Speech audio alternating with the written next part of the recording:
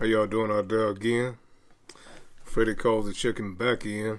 I'm gonna try to get two more of the fruit of the spirit done today, and we stopped off at temperance. We did temperance and meekness. So today we're gonna do the faith, and I'm gonna try to get goodness in, but I kind of really want to get in faith. Of course, we all know what the Bible kind of says about faith in Hebrews 11:1. Now faith is the substance of things hoped for, the evidence of things not seen, and it's kind of today I'm just gonna probably go to two other chapters. Just one other. To tell you what James kind of talked about faith in a way that he's saying you can't just say you got faith and you ain't got nothing to show for it, or as he say in the James the second chapter 2:17. Even so, faith, if it have not works, is dead, being alone. And also, in James the second chapter, he kind of that very first verse, he began to say, "My brethren, have not the faith of our Lord Jesus Christ, the Lord of glory, with respect to persons." And if you read on down, he kind of discusses how that faith, if a person say they got faith, there's certain things they don't do. He began to talk about about people having kind of look at other people and their conditions in a different ways than say somebody in the higher level. They go all out for them, and then the people who are in that high position don't care nothing about them. He just telling you it shouldn't be. If you say you got the faith or you got Jesus, you're not in that type of category where you looking at what somebody has or what they look like or what they don't have, and and he was just basically saying, "Yea," in the 18th verse, "Yea, a man say, thou hast faith, and I have works. Show me thy faith without thy works, and I will show thee my faith by works." So then he goes on down. He gave example of how Abraham was, and when he got word what to do, and he went on. He was gonna go on through it with sacrificing his son, but the Lord stopped that. The Lord don't believe in no human sacrifices and stuff. That's the stuff of them other gods. And it just goes down. He gives another example, which I'm gonna kind of talk about today. He talks about Rahab. She's also in the what we call the faith chapter, Hebrew, and the thing that she did. But she would be in today's time kind of characterized, as not being somebody, you won't have nothing to do with. That's why I kind of think he brought her up in this chapter. And but you just never know. You can't, like I say, catch judgment on people when you just don't know where, they could be ready to change, just like, like I'm pretty sure she wanted to change.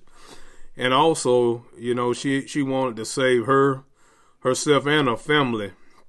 And let me just read Joshua the 2nd, 2:10. "For we have heard how the Lord dried up the water of the Red Sea for you, when ye came out of Egypt, and what ye did unto the two kings of the Amorites, and were on the other side of Jordan, Sihon and Og, whom ye utterly destroyed. And as soon as we had heard these things, our hearts did melt. Neither there remain any more courage in any man because of you. For the Lord your God, he is God, in heaven above and in earth beneath. Now therefore I pray you, swear unto me by the Lord, since I have showed you kindness, that ye also show kindness unto my father's house, and give me a true token. So on down, and they made a deal with it. The spies made a deal, and they had a deal. They had a plan. Since I looked out for y'all, you look out for me. And like I said, on into that sixth chapter, she kept her part of her deal, and they kept the part of the deal that they made with her. And like I say, they were saved, and when it was time for them to come and conquer that place, her family was saved. So I say to all this, like I say, with faith, I always look at faith in this way. It's always something where you're moving. There's some work, some previous work has to be made up in your mind to do. That I believe is, you got to have some type of foresight that what you're doing is right, that you're gonna get what you're asking from the Lord, or excuse me. That's why I think when I think about faith, it's not words. I got faith. It's actions. That's pretty much what faith is. It's action. And whatever you do is action. You acting on faith, because you're trying to get whatever you determine to get done or have. Just like somebody said they want to be rich.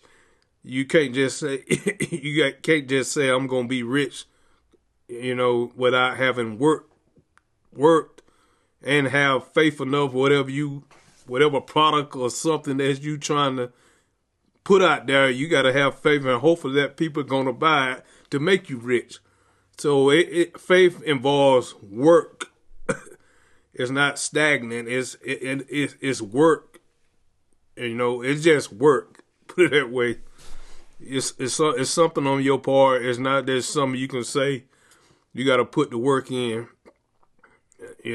That's all I can say. Even with, like I say, it also like it's saying that I like also in the second, back to James, where he was talking about also about his brethren, about your brethren. If you can't just say have faith, and you see a need to your brother, you can't just tell him to have faith and you don't do anything about it. But some people say you can't be good to some people. They'll take advantage of you. So let's get on to goodness. Goodness, it's got to be something that's in you. Especially when you're doing for people, I guess you got to be something in you. You ain't always looking for somebody to return something back. You looking for all your reward, mostly to come from the Lord. But like I say, some people, that's the first thing you say. They'll probably say, especially when it's time to do something for somebody. People ain't gonna, they'll say, shoot, people don't appreciate you enough. Well, that's on them. That's on them, but it don't stop you from being a good person. It's not gonna always be where you should always look for some return. It ain't gonna always be that way. Sometimes God puts you in somebody's life or in that position to just help. And that's your blessing to just be in that position to help. I was looking at this this clip. I think it was with I think it's Ask Steve. This audience member was saying that how she had been there for this friend, right? you know, for so through every thick and thin and everything. But when it was time, when she needed something, she couldn't, you know, get a return on it, you know. But she was saying she had did this and that. She was with her in a wedding or when she had her first kid and all this. And Steve said this thing. Well,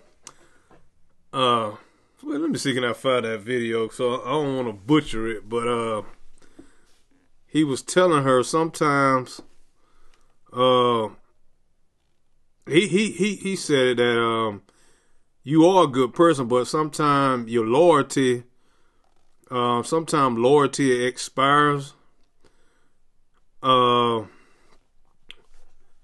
He say sometimes loyalty expires, and which I kind of understand that in a way. It don't look like I can find that video, but it can expire. It's not. It can expire. You're not getting the same thing out of the relationship or the friendship that she can. But in a way, you think about it, she really can't, because she's married and got kids. You know, and also I kind of look at, you know, when married couples, you know, that's a unit now. It's not just two people no more. That's how you have to look at things.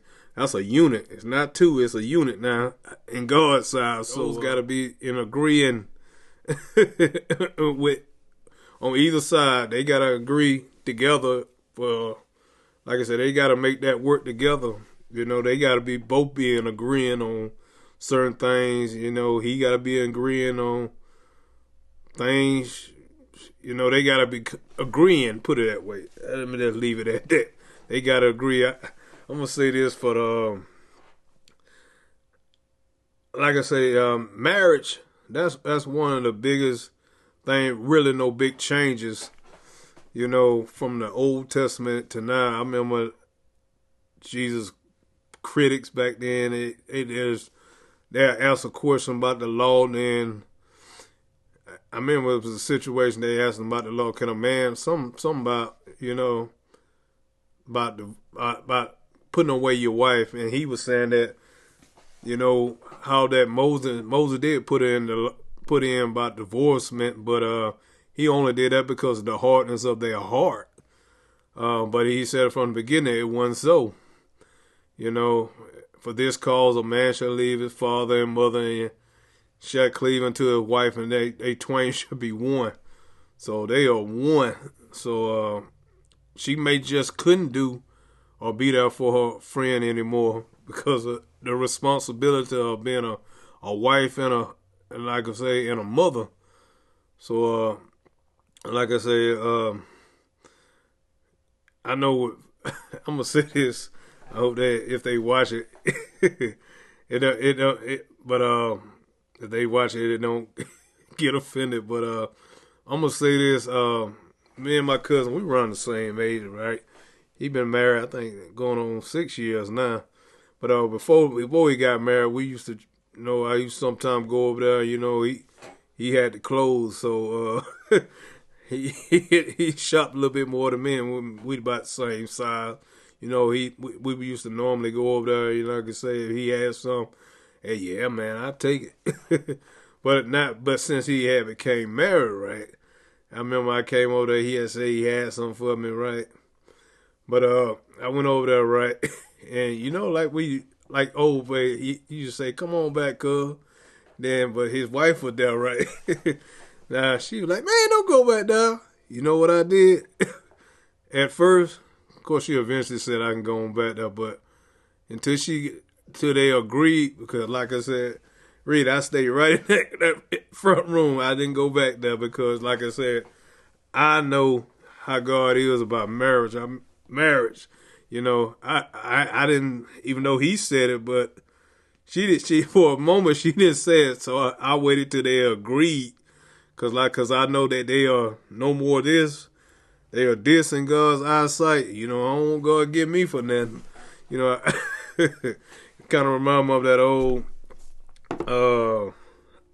I think it's back in Genesis. I think it's back in Genesis 20. Let me see. hold on just a minute. I want to get it right so y'all can go back and look at it. I think it was Genesis 20, but however, it was like Abraham was going into this certain kingdom, right? And I guess back in that time, when you go in there, the kings, they had first choice on all the pretty women, right? But however, Abraham and Sarah had this, right? Abraham had told her, when we go here now, you say that we are brother and sister, because back in that time he was thinking like maybe the shoot. If a king saw what he want, he may just take out the the husband. So, however, he went into this kingdom, and that was the plan. They did take Sarah, and that night the king, God came to that king in a dream by night, and he's told him that, behold, I'm gonna read a little of this. Genesis the 20th chapter, the 3rd verse. Genesis 20, the 3rd verse. But God came to Amalek in a dream by night and said to him, Behold, thou art but a dead man, for the woman which thou hast taken, for she is a man's wife. But Abimelech had not come near her, and he said, Lord, wilt thou slay also a righteous nation? So his conversation with God, he was like, I don't even know what you talking about. You talking about kill me? I'm a dead man? Why? And then he also, I kind of like this too. He say, Lord, wilt thou slay also a righteous nation? To me, right there, even he keeps talking to God. But however, that also tells me that you kind of in line with, you really can't make a judgment on people, because you don't know how people are. But Abraham thought, when he got there, that the place wasn't like, shoot, surely ain't nothing going on. These people don't have no fear of God in here. But that wasn't the true case. He probably thought because they was something different was about them, and he went on and thought that God, they weren't righteous. So that's why, in a way, that's why your faith should be, you're not looking on what people look like. You want to know what they stand for before you make a cast judgment on them too. But however, like I said, I'm just bringing that up because, like I say, if, along with that, what that lady was telling Steve and the answer that he gave him, but that's how I look at marriage. Marriage is still sacred. It really ain't nothing changed, pretty much. Even though, that's why Jesus reiterated, marriage is like from the creation of time. That's just how he sees that. So, but anyway, like I said, I did put that in there to make you think. Like I said, until my cousin and his wife agreed, homeboy, then go back there, because I don't want God to get me for nothing, to get me from nothing. Because like I say, hopefully one day that'd be my, I plan to be married, one of these days, I'm getting seasoned and everything, but, you don't know, you do something and God see it and it be wrong and God could hold back, But in the end of that story, they was able to help each other out. Amalek, they got it straight, Amalek was able to, Abimelech was able to help him out with resources, and Abraham was able to, pray for him, bless him. So, for that, cause bless him, So, anyway, but will say this, and everything you want to always still, if you're a Christian, put God first, ask him for his guidance on whatever you're doing or whatever decision you gonna make, because you don't want to make decisions on people, and then sometimes when you do some things, you like, did I do that? Was I right at that? Was I right when I doing that? Doing, making judgment on yourself, judgment on your own. But I would say always, acknowledge God. Because if you do that, I ain't gonna find it. If you do that, you won't have no bad feeling. You'll know it's him telling you to kind of back off. Because like I said, sometimes God can put you in a situation where, like I said, it's not necessary that you'll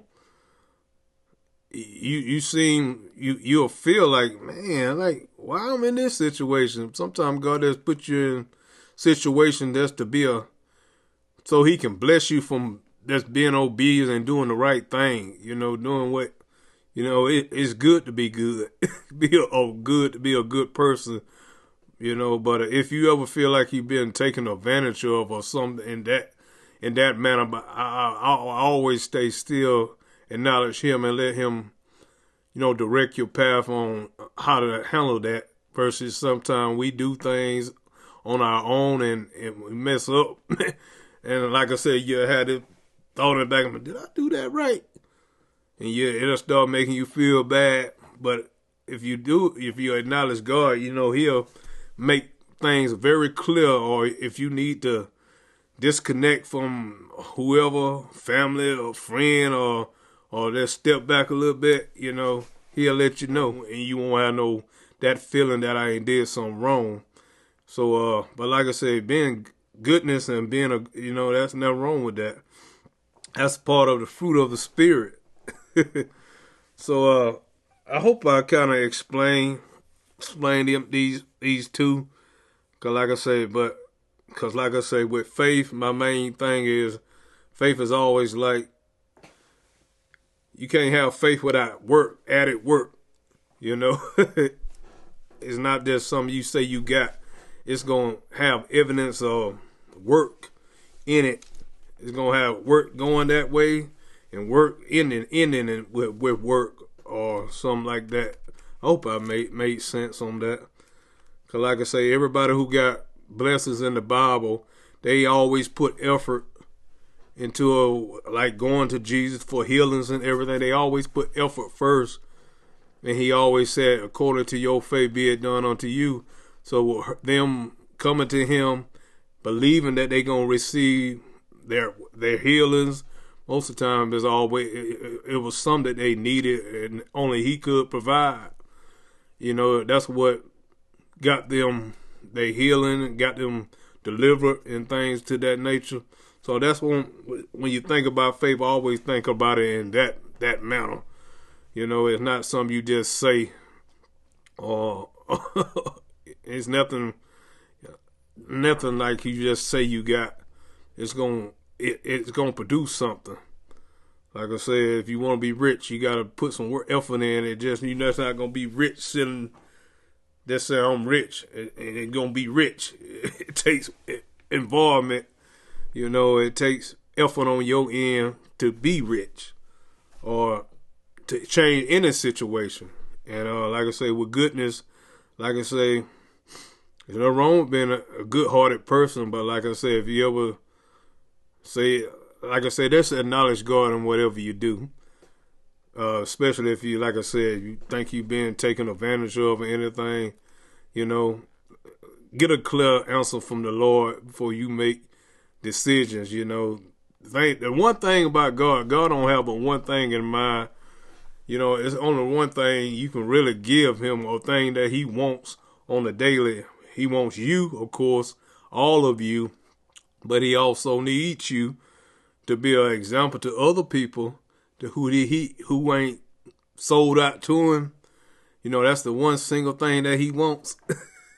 That's the only thing he wants, and the only thing he thinks about. So, but like I said, yeah, that's all I can say about it. These two. So, if you like what you heard, like I say, subscribe to the channel. I'm gonna be trying to do a little bit more of these since getting a little dip in the views. So I'm gonna continue this. So like I said, y'all be good, and I'll see y'all on this go round. Peace out.